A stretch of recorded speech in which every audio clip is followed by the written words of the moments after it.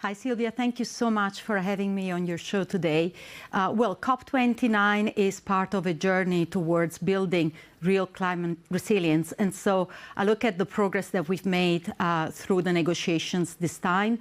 And there's been some important step forwards around Article 6, which is helping a more orderly development of carbon markets, which are integral to our decarbonization steps.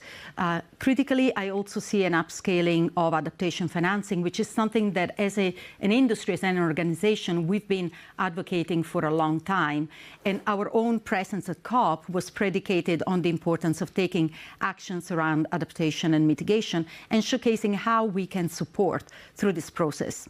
Did you get a sense from your conversations that the governments across the world are actually taking your message seriously? You've suggested there that you had specific measures suggesting what governments can do in this regard, but do you have a sense that they actually listen and they are going to act on it?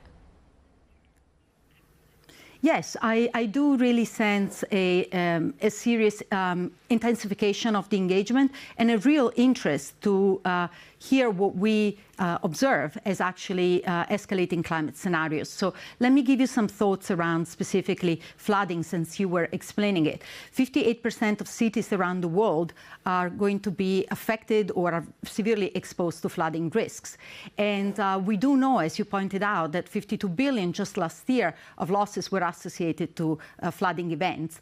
Our analysis shows that, in fact, the vast majority of these losses can be pretty much avoided with the right, green infrastructure and grey infrastructure investments. 98% of coastal flooding could be completely avoided, and 75% from fluvial flooding. So that's a lot of money that can go into other forms of investments and protection. And as you pointed out, the cost-benefit analysis points to 1 to 10.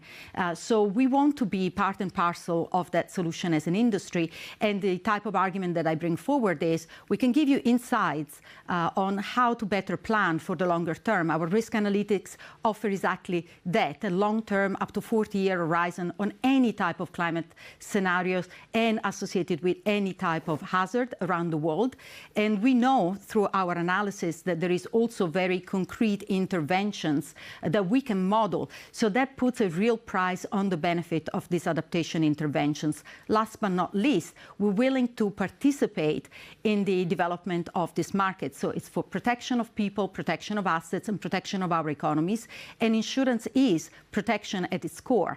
We can, through public-private partnerships, in fact, help share some of those risks and make sure that those alignments are explicitly part of our public-private partnership engagements.